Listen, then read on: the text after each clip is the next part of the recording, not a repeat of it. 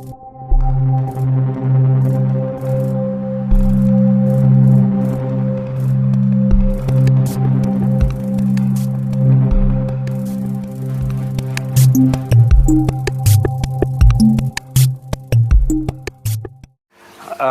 not going to talk about my work, and I'm not going to talk about me, actually.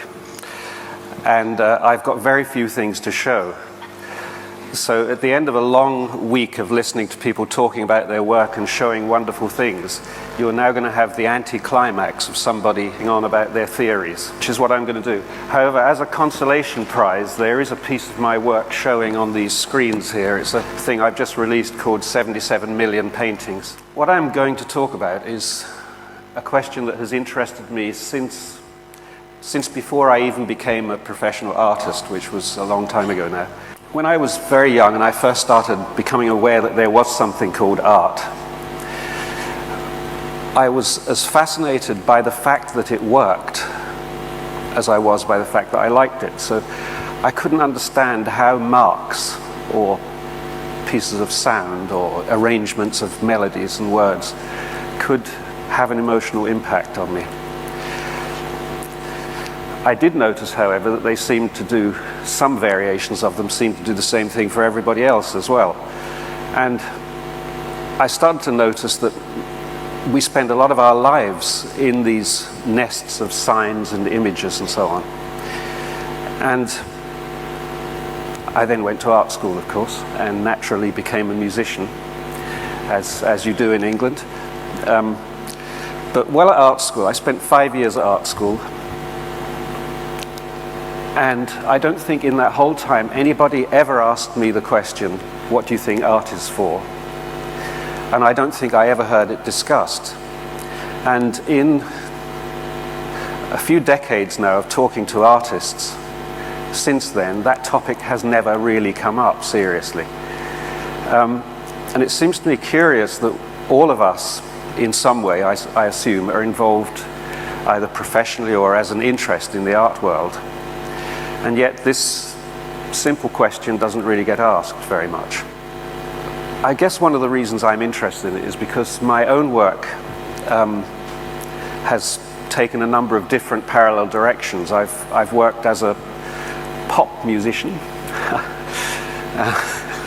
as a serious composer, and as a visual artist as well. And I've done all three of those in parallel for about 30 years now. So one question that I keep asking myself is, how do these things connect? What is it that draws these things together? What can I take from one into the other? But more fundamentally, the question that interests me is, why is any of it interesting to us anyway? Why are we at all fascinated by arrangements of marks and colours and sounds? So my question that I'm going to attempt to answer heroically with only 11 postcards worth of notes is, what is art for? Now, I said earlier that this conversation isn't one that you hear a lot in the art world. We all sort of assume that we somehow know the answer to that, but in fact, on investigation, we don't know the answer to that, I think. I often refer to Darwin's great book on the origin of species, which came out, I think, in 1864. Prior to Darwin, there was really no concept of how life was organized, organic life on the planet. People didn't know how things stood in relation to each other. They didn't even know what to include in the category called life. They had pretty clear ideas that some forms of life were much more valuable than others, particularly Englishmen and horses. And dogs. And then the sort of hierarchy went down to women, the French, and so on down. But there was a very clear sense that some creatures were very important and others weren't very important, and some didn't even deserve to be called creatures. You might see a parallel in that, in the way people use the term art at the moment. But what happened when Darwin came along? Darwin said that everything that is living evolves, and anything that evolves is living. So essentially he defined life in a way that made it possible to think about all of those things all over the earth in all their different forms, from lichens to giraffe. He made it possible to talk about them in one language. This is what we absolutely conspicuously lack in talking about art and culture. And so we still have endless discussions about whether something is art or not, whether, for instance, design is really art, or whether cinema is really art, or are computer games really art. So my first intention in my already quickly diminishing time is to try to convince you that what we call art is the stylistic overlay that we put on things that we have to do. So here's a definition, which is art is everything that we don't have to do. So another way of saying that is we have to wear clothes, well, at least in my climate we do, but we don't have to get posh suits with wonderful linings. All of that was just an excuse to show you the lining. Now I'll start the real talk. We have to eat, but we don't have to develop strange and beautiful cuisines. We have to move around, but we don't have to dance. We have to communicate with each other, but we don't have to write poetry and love songs and novels and advertising copy and so on.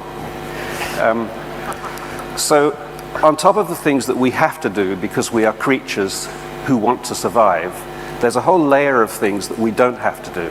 And in fact, this whole conference this week has been about that layer of things. Those are things that we are concerned about very deeply. We will fight about them.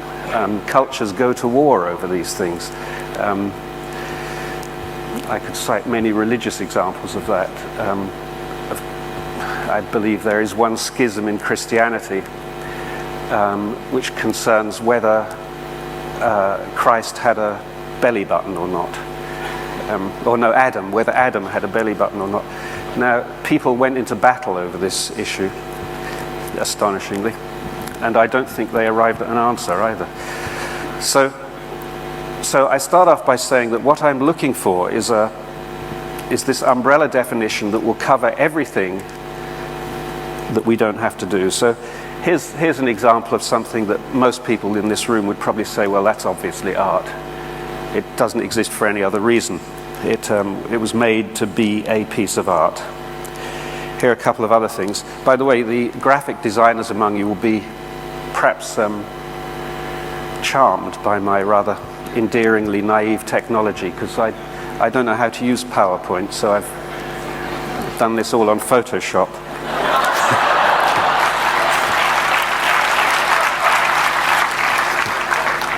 And it will probably all go wrong too. And then we get into those things, well, that's sort of product design, a bit of architecture. So these are all examples of where then we're now getting into sort of functional objects that have a high stylistic content to them. A pair of spectacles, 2 knives, very over-designed knives. Now, this is quite interesting because once things become functional, of course, there are certain restrictions on how much you can design them. For instance, you couldn't make those knives out of chocolate sponge cake.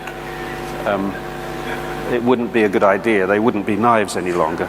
They would then just become part of that category of things. They would be art objects then, purely art objects, with no other reason. So wedding cakes and garden gnomes, of course, are things that I consider to be part of the apex of civilization. Interestingly, garden gnomes are probably closer to the Picasso than any other thing on this picture, because they have no other reason for existing than being nice little things. Now, these are 2 examples of sort of self-art, using the self as art. This lady describes herself as a body sculptor, and so do I describe her so. And clearly this possibly gentleman here is also another kind of body sculptor. Now here we have two kinds of clothing. There's the most expensive item in civilization, which is ladies' underwear. Near my studio in London, I have 3 knicker shops, and some of the underwear there is so expensive per gram that I estimate that it is the most expensive material on earth now. And next to them we have Westlife, who have adopted a stance which I would say is an art position.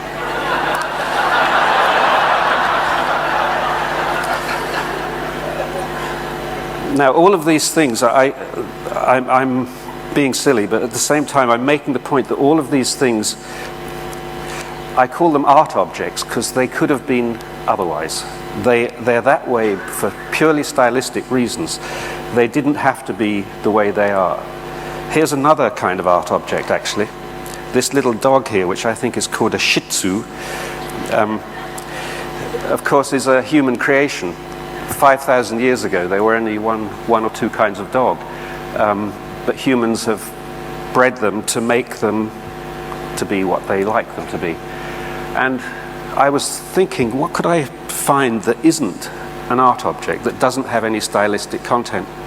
And actually the only thing I could come up with was bullets, those. But even, I mean, the designers here would probably tell me, oh, you don't know anything about designing bullets, man, it's all about the look. And it probably is, for all I know. Now, the thing that, going back to Darwin again, what Darwin did for organic life was that he created the idea of ecology. They didn't have the word then, but he created the idea that everything was connected together and that it was actually very hard to pick things apart. And it was very hard to suggest any kind of hierarchy that they fell in. What I would like to think that we could get to, and we won't get to it in the next few minutes, but is a kind of ecology of culture where we understand that all of those things that I was looking at there, from cake decoration to Cézanne, from, you know, Billy Idol to Beethoven, all exist under the same umbrella, and that there is no actual sensible way of ranking them in terms of their value. There is no point in doing it, just as there is no point in trying to rank horses as opposed to elands or bacteria. You couldn't really make a wedding cake out of concrete. It wouldn't work as a wedding cake. But you could make errors of taste, like you could make a wedding cake that was decorated with small black coffins or with small erect red icing penises or something like that. And so that would be possible, but it wouldn't be considered a very good idea in most weddings. But the difference between concrete and little black coffins gives you an idea of the difference between functional and stylistic. So what I want to ask now is, if you will indulge me for a moment and say, okay, we'll think of all those things as being art objects in one sense or another. I want to now ask the next question, which is, what happens to us when we engage with an art object? An art object being any of those things and any of many things. What do we actually do? What is going on in our minds? And to talk about that, I have to make a brief sort of foray into a subject that sounds more frightening than it is, which is multi-dimensional spaces. So from this, you now have a two-dimensional, not a one-dimensional space, and all these points mean something. Big and stupid, up there. Brilliant and tiny, down there. Every other variation. So that's a two-dimensional space. Quite easy. Now let's go to a three-dimensional space. I was trying to think of another axis that would be worth putting on here, because you now have to imagine this axis going through the screen, as it were, and it's the axis of baldness. Now, as you probably know, this end of that axis is very, very much concentrated around there. Most people do realize there's a big connection between baldness and cleverness. But now you have a three-dimensional space here, which of course you can't draw on a two-dimensional surface, but you've got 3 dimensions there. You have to imagine that expanding back and forward around the screen. So you could locate something on any point in that three-dimensional space, and that is an exact statement about it in terms of height, intelligence, and baldness.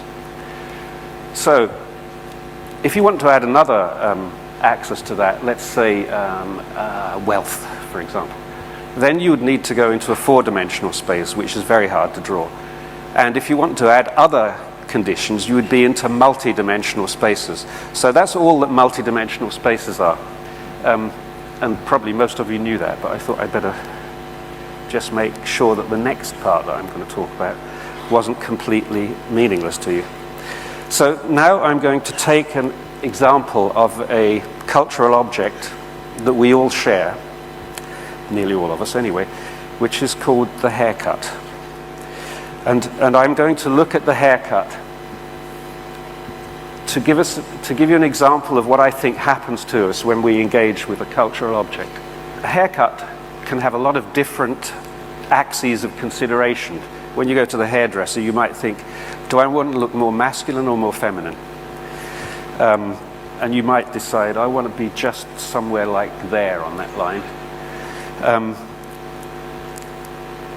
Now, straight away, you see one of the interesting issues about axes like this. Neither of the ends are ever fixed. They're always changing in time. The concept of feminine changes all the time, as does the concept of masculine. So straight away, you're not talking about any absolute values here. You're talking about relative values, values relative to whatever has happened before. I'll come back to that idea later. So let's say, here's another axis. Do you want your hair to look natural? That's to say, do you want the hairdresser to blow dry it so it looks slightly like you've been out in the wind? Or do you want it to look contrived, like a huge beehive, you know? Do you want to look rebellious or conformist? So now we're into a three-dimensional space here. By the way, these could be any other kind of axis, you know. These are just examples. Do you want to be retro or futurist? So on and so on. You can think of many considerations that you are somehow subconsciously making when you choose a hairstyle. And of course, it's in the nature of things that new axes suddenly appear that never happened before. Somebody suddenly suggests something that you can do with hair that they didn't, that wasn't possible before. One of those recently is organic or synthetic, where, you know, people now braid their hair and have entirely synthetic materials instead of their real hair. So you might take a position somewhere on that axis. And sometimes, in fact in 1975, a new axis very dramatically appeared in the days of punk, which is, until then, everyone had assumed that when you went to the hairdresser, you want to come out with your hair looking nicely cut. But suddenly this new axis appeared.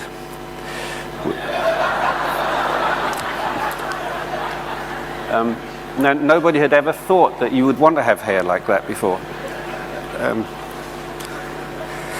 So if you put spots on all of those things, okay, these are all the places you might choose to be in that nest of axes there. You have a distinct cultural object. That's like, I call it a cultural address. You have a thing located somewhere in this very complicated, multidimensional cultural space. And we are very, very sensitive to those locations. I'll give you an example, actually, of that particular one. So I think that this is what we're doing when we look at things. We're very, very sensitive to those cultural nuances. When we look at somebody's haircut, we're reading that kind of thing off. Now, you might say, well, why do we want to, what's the point of doing that? Why do we do that? Well, I asked a friend of mine, a scientist, I said, why do you do science? And he said, well, because I'm good at it. And that's one of the reasons we do that. We're good at it and we like doing it. But I think the main reason we do it is because we're constantly monitoring differences. In art, there really aren't any absolutes. All of those points on those axes that I was talking about are not absolute points. Natural and contrived constantly change meaning. Everything changes meaning. But nonetheless, what we look at when we look at a piece of work is we look at our history of looking at similar things. So we look at our history of haircuts, and we locate your one in that history. So we're constantly having a kind of conversation with ourselves and with other people about the exact cultural location of these things. Every art object is the manifestation of a point in cultural space. That's what I would like to say, to cut all that down.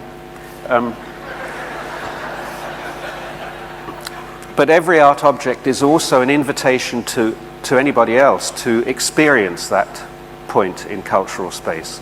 So it's a way of saying to people, here's a little world. Here's a world of propositions about how things could be. What do you feel like when you experience that? And I think this is what happens when you look at something or listen to something. You, for a little while, you surrender to the terms of a different world. And, you know, we all walk around with art objects on our head and on our bodies and so on, which communicate different worlds to each other.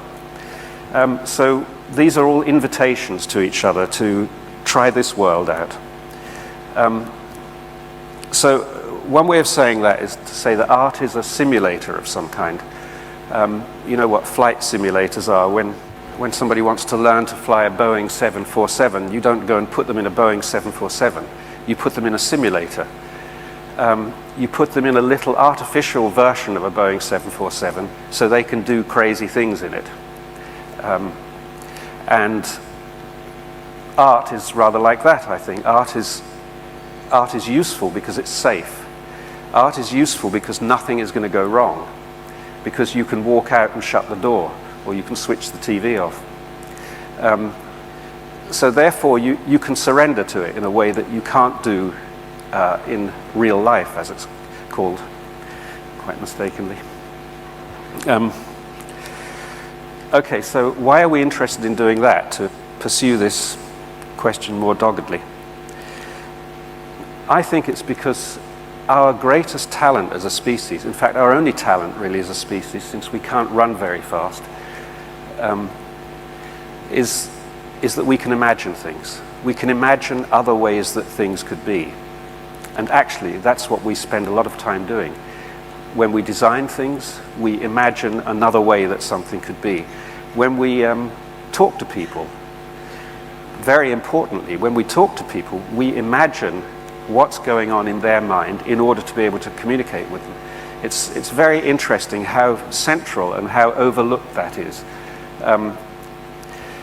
But if you've ever known any autistic children who don't have the ability to do that, severely autistic children, you'll realize that communication is almost nothing to do with the content of language, and almost everything to do with assumptions about what is in the communicant's head, what is in your head when I talk to you, and your understanding of what's in mine.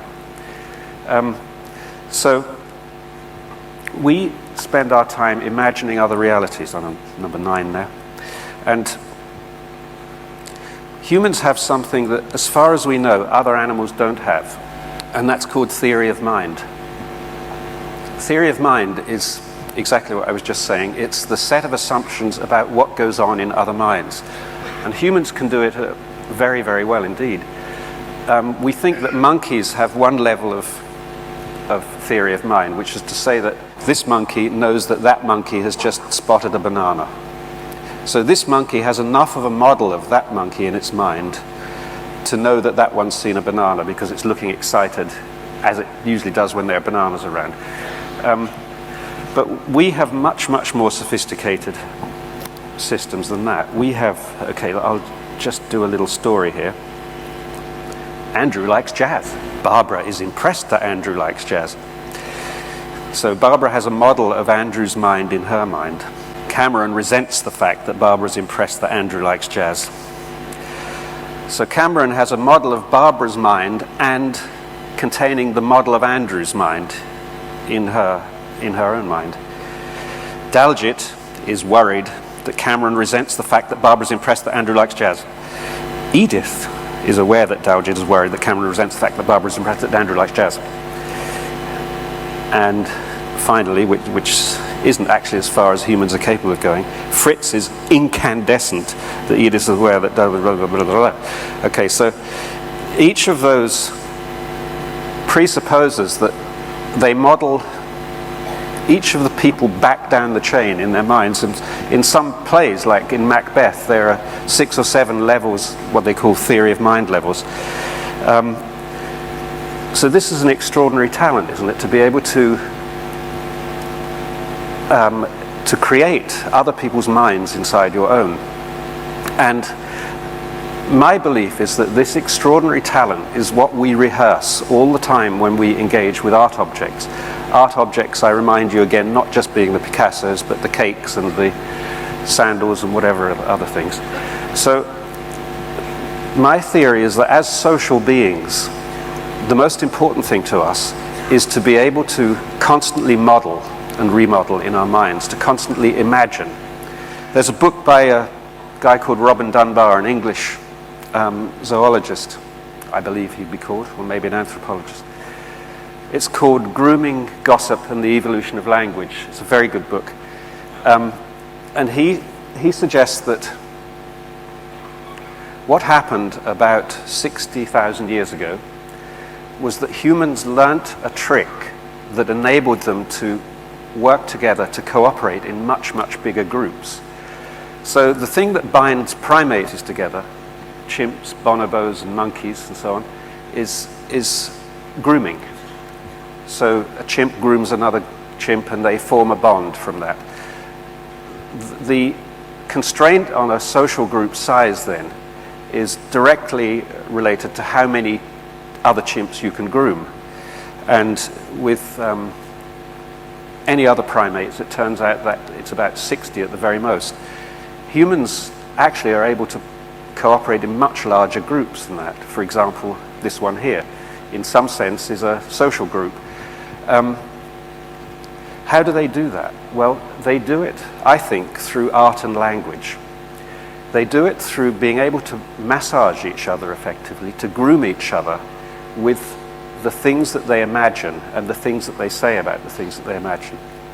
So, coming in precisely on the 45 minutes, I'm going to say that 2 things about what art is for. Art is a way of communally testing other realities, and art is a way in which we stay in tune with each other as we proceed on more and more ambitious projects in the future. That's all I have to say. Thank you.